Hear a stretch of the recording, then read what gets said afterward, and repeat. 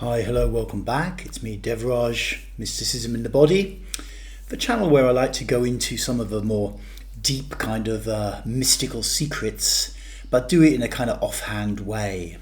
You know, my natural style of talking or presenting myself, I'm not trying to engender a sense of authority.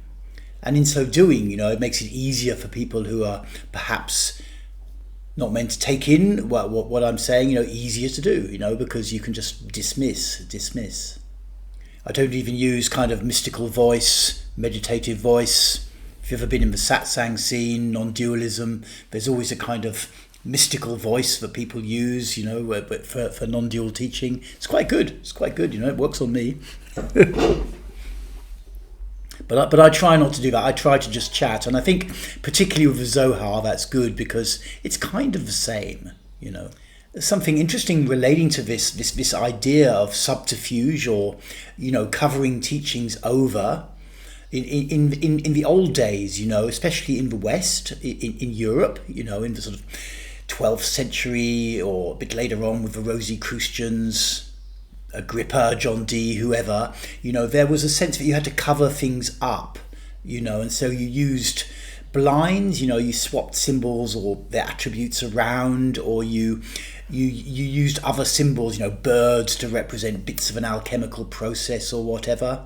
And then nowadays we're kind of, 2026, we're kind of in this world where everyone is very keen to make out like they have authority. So it's kind of the opposite, there's a massive abundance of information and everyone's very keen to make out, that they really know what they're talking about. Or now AI caricatures are doing the same. We're hacking the human brainstem in a sense to give ourselves the impression of authority. And also relating to this idea of covering things up, for protection and stuff like that. The Zohar is interesting to me like that because I think that's far more prevalent in medieval, Middle Ages and later European mysticism, and there's something very, very significant here when it comes to the Zohar. Let me go back to this little drawing of the Pardesh, which I've managed to now lose. If you remember this classic concept from Jewish mysticism, the Pardes, and like that there's 4 layers that any mystical text, like say the Torah, can be interpreted on. I've banged on before about how this mystical layer is really significantly different from the allegorical layer, which is in the West usually taken as mysticism, when it's really just a lot of kind of diagrams like the tree of life or ideas like this and symbols, That's the allegorical layer. The mystical layer, now this is the thing about mysticism, there's something very, very useful to understand here. It's really about questioning. It's about taking, and the process that comes from questioning. Because we live in a world where, to get something, usually you just buy it. You just buy it and then you've got it. Or you kind of ask a question and you get to the answer. If I said, what is 2 plus 2? You might think about it for a second and say 4.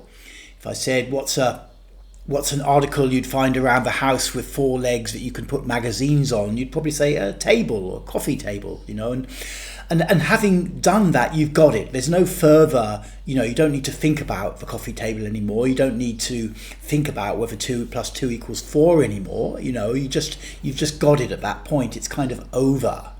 But when you get to this mystical layer at the bottom here, the questioning is never really over, and it is the act of sincere questioning that actually creates the mystical experience. So this is super useful to understand, particularly if you come from a more Western background where there's this constant sense of transaction going on. That here you cannot transact. You have to dig in and ask yourself questions. And in a sense, by envisioning ourselves as this kind of inner person who's looking at a world out there, we've learned to ask all sorts of questions, and they've become completely mundane. Who, how, what, where, when, these are all mundane questions that we ask to other figures in the world outside. Who will replace me on my shift at 12 o'clock? What are we going to have for dinner? So we're completely familiar with all these questions, but when you start to ask these questions inside, you get this mystical effect. And in many ways, that's really all mysticism is. It's really all it is. It's this capacity to start to ask the same questions inside in a sincere manner. And if you keep doing that, and maybe blocks come and it just all becomes a bit crazy in your head or whatever, but if you can keep doing that and get support that you need to keep doing it, then essentially what happens is the mystical experience starts up. So this is useful to understand, and in that context, the Zohar is doing this. It's not giving you a lot of symbols. I'm only covering the introduction, the nekdamet or something they call it, and I'm only covering that. That's all I'm reading. But it's not giving you all these symbols and allegories and stuff. It's just a bit mysterious. But if you dig into that, and obviously before you invest time digging into a text, you need to be clear that it's going to lead somewhere, a mystical text. If I was just to read the back of a washing powder packet, that's not likely to give me anything. It might, but it's not likely to. It probably wouldn't be worth me investing a lot of time looking for mystical meaning in that writing. But with something like the Zohar, that's all what it's about. So, the sense that if you go back to the kind of Middle Ages in Europe, and this hiding, you don't need to, and the need for hiding, and the fact that you have to work out what get rid of the hiding bits and stuff like that. That's quite a different concept in many ways. They're dealing more with the symbols, the second layer of the Pardes, and less with the mystical secret. They're more hiding the symbols. But when you get to the Zohar, it doesn't need to hide anything, because it's already completely hiding. It's concealed of the concealed, or whatever, as we'll see in today's little talk. So this whole these are interesting things to reflect on for me. That the Zohar doesn't need to conceal itself. The main risk the Zohar probably had was that Moses de Leon would have written it, and then no one would have ever have seen it or understood what the hell it was going on about. That's the main risk, I think, with it, and that hasn't happened. A whole schools of thought have developed over around the Zohar. So these things are useful to understand, the difference between the layers. The difference between the layers is really, really useful to understand. And if you want to really get into mysticism, it's more about this inner questioning. It's more about going on the journey with these questions. And of course, you want to find the answer. It's kind of like a bit of a, what do they call it? A paradox. You really have to sincerely try to find the answer, whether you're reading the text and trying to work out just what it's about, really, or whether you're questioning inside with this who am I and this kind of thing. You have to be sincere, but somewhere you also know you're not going to find just a simple trite little answer that you could buy from Amazon or something like that. It's not going to be like that. This is very, very useful to understand, I think. Very, very useful to understand. Okay, so just to recap a little bit from last time, we've already talked a little bit about the Pardes and how useful I think that is. Also, there's been this ladder that's been cropping up in the verses we've looked at, and I've just drawn out a thing like this. But it doesn't, it doesn't really matter. It's more envisioned as being, you've got the lower rungs at the front and the higher rungs at the back, and this is like, on each rung of the ladder is a different type of self, a different type of model of self from the inside, increasingly diffuse as you go up. Talked about this often in the West, in Christian mysticism. These numbers, which you find in the Bible, you find in esoteric texts a lot. It also goes down 222, 111. I just didn't do that bit. Are often used, to the rep digits, they sometimes call it, I think, in maths, to symbolize these things. And then certain words with, if you're using a numeration system, can come up with these, can sum to these and indicate something useful. And also the number 37 is super important here, because 37, if we extend this ladder down to 111, is the highest number that will divide into all of them. And in the Jewish mystical system, Yekidah, a kind of word for the soul, it might be an easy way of saying it, it sums to 37. And so this is super important. It's like this mercurial thing that travels, can move up and down this ladder. So it's not fixed in its intellectual self. It's not fixed in that. It can go back and forwards. It has this fluidity. It can go back to more like the God state. It can go back towards Binah. And then it can come forwards towards this sort of purely intellectual mind. It's not trapped in the intellectual mind. And that's, I bang on about that, but that's essentially where so many people who want to get engaged in mysticism are trapped. They're just trapped in the intellectual mind. And so, yes, it can be a bit of a waiting room, or, walking around the swimming pool, or learning useful concepts and building up some kind of inner connection. But at some point you have to start to take you have to start to find a way to dismantle a bit the holding from the intellectual mind and get on the ladder, travelling back inside.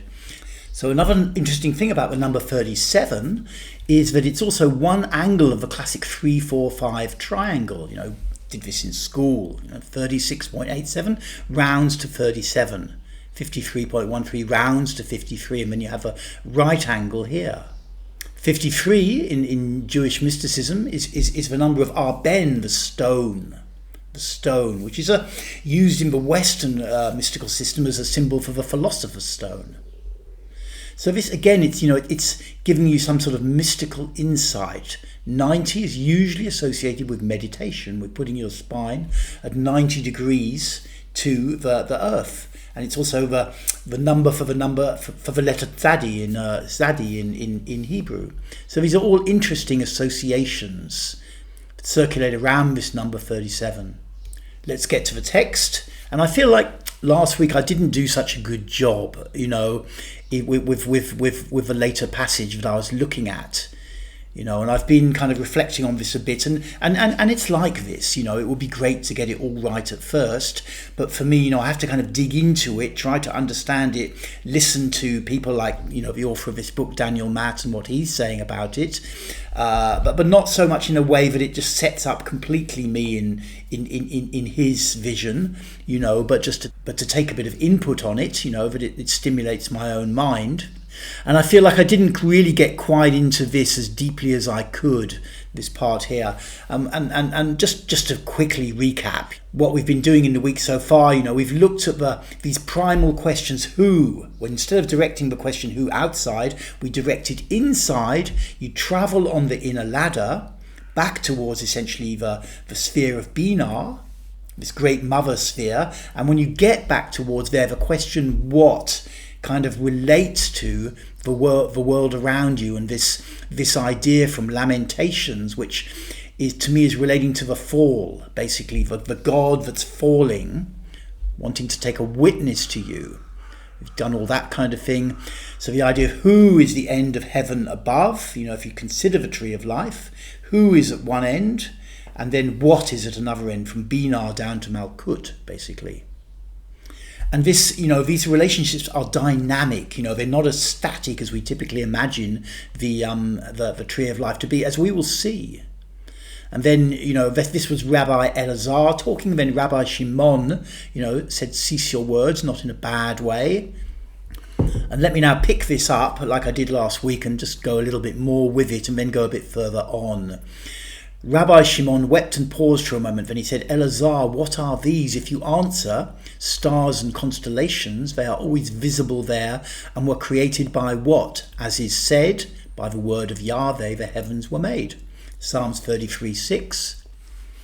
So he's kind of saying, don't answer the stars and constellations, which I think really is meaning, the astrological houses, and the idea of this cyclical changing force, which is always operating behind the scenes. And saying, if you answer that, and they're always visible and were created by this word what, as though this vision of God, further right back down there, is we're using this word what to create. And then it continues, as for things concealed, such would not be referred to as these. Because this word these, Elo, is super is super significant here. It's like when you say, what are these? You're only looking at something which is visible. It says, for that word indicates something revealed.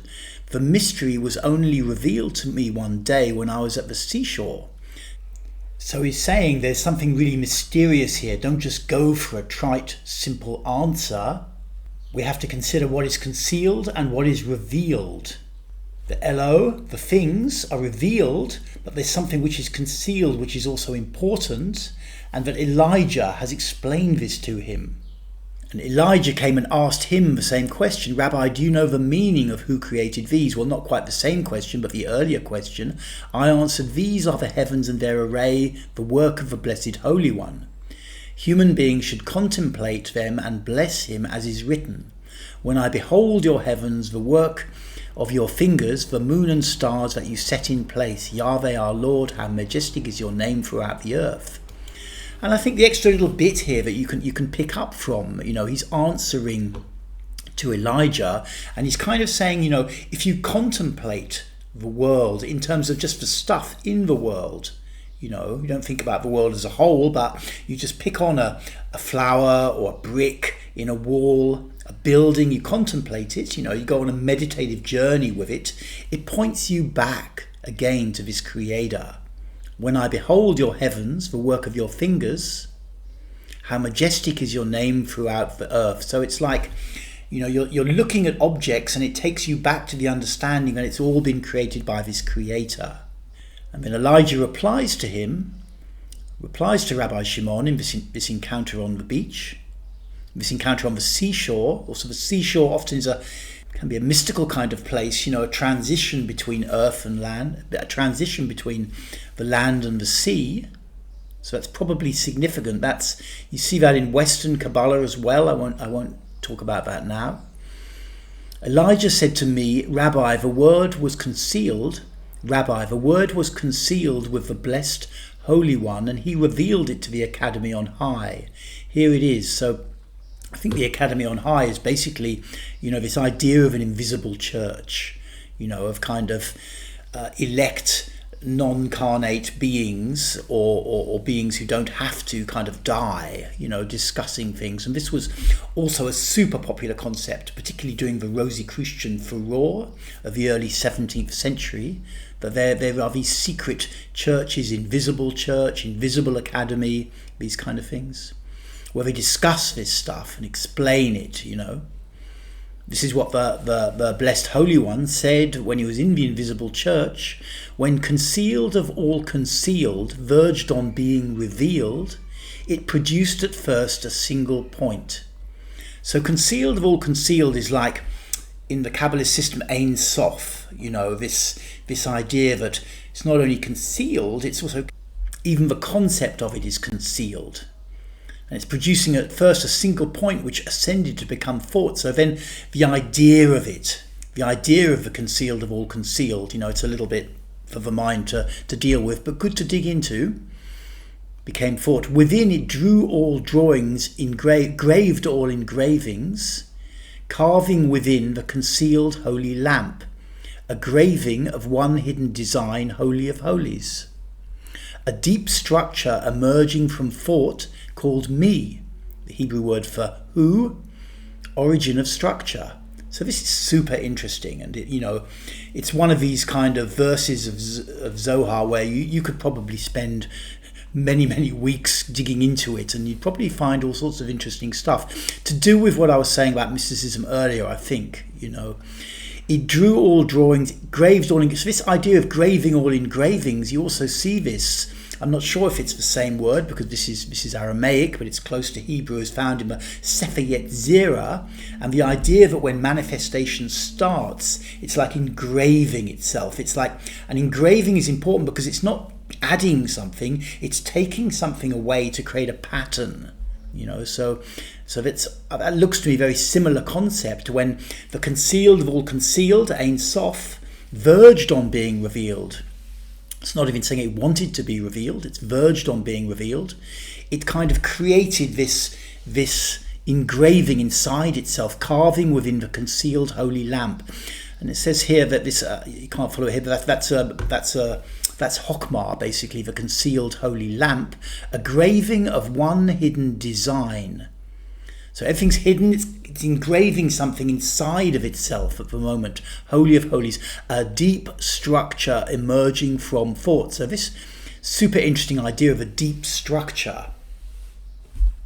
If you're familiar in some of the more modern day kind of slightly esoteric studies, guys like Reza Negarestani, the Iranian philosopher, he talks about deep objects, and a deep object is it's like something you when you first see it, you don't think it's anything very much. It's just an object, like a square or something. But you dig into it, you get involved in it, and you realize it has this immense depth to it, and there's all these kind of inner mental alleyways inside of it, Books traditionally can be regarded as deep objects. The Quran typically is regarded as a deep object, the Bible, the Torah. It's like a deep structure. You think it's just a book, it's just a lump. If you just saw a book, it's just a lump of parchment, paper and cardboard. But you start to open it and get involved in it, you see it's this deep structure, a deep object emerging from thought, called me, who, origin of structure. The word who points you back to the creator, who created these. Existent and non-existent, deep and hidden, called by no name but who. So, the writer here is really keen that you don't straight away make a big concept out of this. It's in between existing and non-existing, and he's trying to keep you in that place, deep and hidden, called by no name but who. It's like the idea of a book that you're going to write. You haven't written it yet, you've just got the idea of it. So, by some schools of thought, they would say it's now manifest, and others they say, no, it's not, you haven't written it yet, and then it hasn't been published. So then this deep structure is created by the concealed of all concealed, Ein Sof, which basically means limitless, Ein Sof, limitless light, Ein No, limit Sof, light, I think that's right. Existence, let's continue, seeking to be revealed, to be named. So this deep structure that's been created from thought, like the idea of a book inside your mind, seeking to be real, to be named, it garbed itself in a splendid, radiant garment and created LA, these. So this desire to be revealed, we've got this kind of notion of the idea of a book inside a mind, of a desire to be revealed, the desire to be named. So in order to get a name, it needs to come out. And so to come out, it garbs itself in a splendid, radiant garment and created LA, these. So the point at which it started to come into manifestation, and remember, really, in a sense, this is manifestation. So it's rather like, a big bang exploding out, creating the environment in which it can be revealed, in which it can be named. Once it starts to do that, it becomes a these, it becomes LA, it becomes something. And then it continues, LA attained the name, these letters joined with those, culminating in the name Elohim. So this is like the third word of the Torah of Genesis 1:1. Bereshith bara Elohim.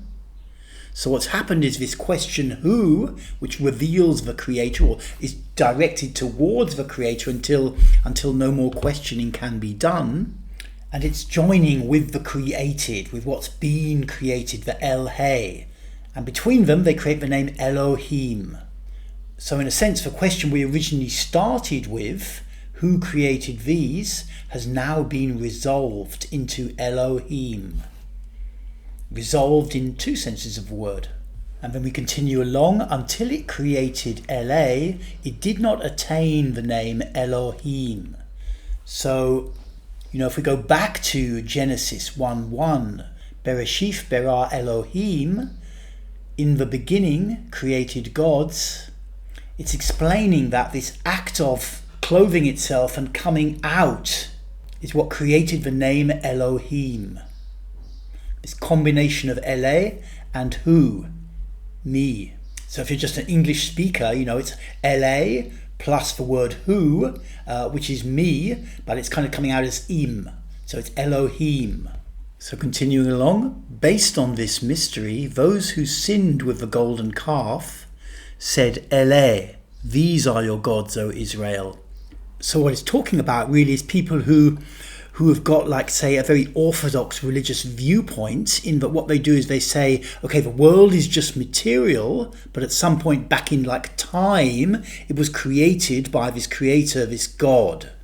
Instead of seeing the creation as ongoing and kind of immanent inside material, in the sense that God exists, this is simply the clothing of God, but we are seeing around us. They're kind of saying, no, they're taking a more dualistic perspective and saying, no, this is just the material world and I'm a part of it. And somewhere up there or somewhere in the past, God made it. And then the next sentence to refute that basically is, just as me is combined with LA, so the name Elohim is constantly polysemous.